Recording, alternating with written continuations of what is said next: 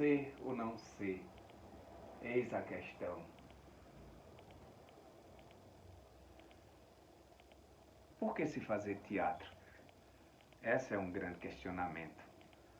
Tudo bem, gente? Eu quis começar a nossa aula de uma forma diferente. Tem sido essa a proposta, né, das minhas aulas. E eu queria conversar com vocês sobre a origem do teatro. Lindo a história do teatro, né, de quando surge esse elemento tão maravilhoso, essa representação artística que é o teatro, certo? Então é um momento muito espetacular, muito bonito, que acontece 7 séculos antes de Cristo, quer dizer, nós estamos no ano 2020, então o teatro está completando, na verdade, 9 séculos, não é? É muito tempo. E esse teatro ele surge em forma de comemoração. Não tinha essa ideia de que era um teatro, era uma forma das pessoas representarem. Por isso que eu vesti uma roupa vermelha, alegre, para comemorar e parabenizar o aniversariante, né, da aula, que é o teatro. Lembrando a todos, né, que o Dia do Teatro, o Dia Mundial do Teatro, é 27 de março, que também é comemorado o Dia do Circo. Mas esse teatro em si, ele surge lá na Grécia Antiga, em forma de comemoração ao deus Dionísio, deus do vinho, Baco, e as pessoas se reuniam e elas se fantasiavam para comemorar a colheita, a vinda da prosperidade que a natureza proporcionava. Então elas faziam procissões e dançavam, representavam. Surge aí o teatro. É uma forma de nós termos a capacidade de se representar, criar possibilidades de sermos pessoas diferentes.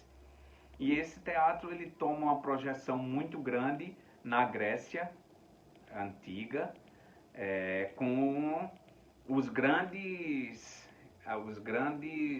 festivais, as grandes competições de textos, onde as pessoas se reuniam para assistirem aos grandes espetáculos e eram verdadeiros festivais, e é por isso que ainda existem os festivais de teatro, onde as pessoas se reuniam para assistir e escolher os melhores textos.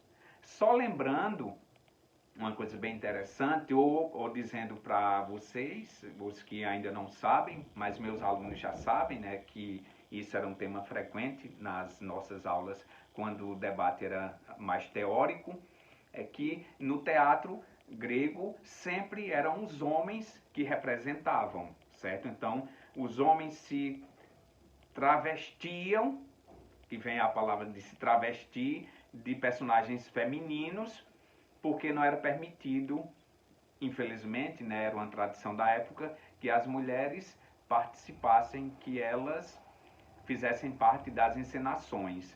Então, alguns atores que tinham traços mais delicados, olha que coisa interessante para a gente refletir no contexto histórico atual, mas os atores se travestiam de personagens femininos.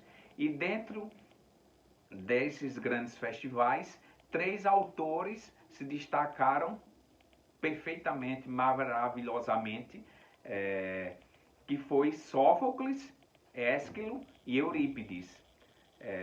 Geralmente eles competiam entre eles e grandes textos saíam. E um texto que eu quero destacar hoje, assim, faz parte da tragédia grega, que é Édipo Rei, né, de Sófocles, que é a história linda, né, de Édipo e Jocasta, onde filho, sem saber, se apaixona e se casa com a mãe, sem saber também, que é a grande tragédia do teatro grego, que grandes atores representaram aqui no Brasil, como Paulo Altran se destacou fazendo o Édipo, que tem o segredo da esfinge, que aí eu lanço para vocês, para contar para vocês qual era o segredo da esfinge. Ela pergunta qual é o animal que de dia na infância anda com quatro patas, na a vida adulta anda com duas e na velhice anda com três patas. E ninguém conseguia decifrar esse enigma. E Édipo consegue decifrar que o animal era o homem, que na infância ele engatinha, ele se arrasta, né, as quatro patas, na vida adulta ele anda com as duas pernas e na velhice ele utiliza a bengala. Então ele consegue decifrar o segredo da esfinge e como ele vive de um outro reino, ele tem o direito de casar com a rainha daquele reino que está assolado e destruído pela guerra e pela fome. E o prêmio de quem descobrisse o segredo da esfinge seria casar com a rainha. A rainha que tinha ficado viúva de seu esposo Lion, que era o pai legítimo de Édipo. Só que existe um oráculo, porque já existia a questão das profecias, como não tinha uma questão religiosa, as pessoas iam ao oráculo para eles decifrar os segredos das crianças. E quando Édipo nasceu, o pai leva ele ao oráculo e o oráculo diz que aquela criança vai ser a desgraça do país e que ele vai matar o pai e vai casar com a mãe. O oráculo conta a ele. E Lion, que era o pai legítimo de Édipo, vai embora e manda matar Édipo, não é? Só que entrega a um caçador e o caçador não tem coragem de matar e vai para um outro reino e amarra Édipo pelo calcanhar, que é o que significa Édipo rei. Édipo, né? Aquele do calcanhar torto.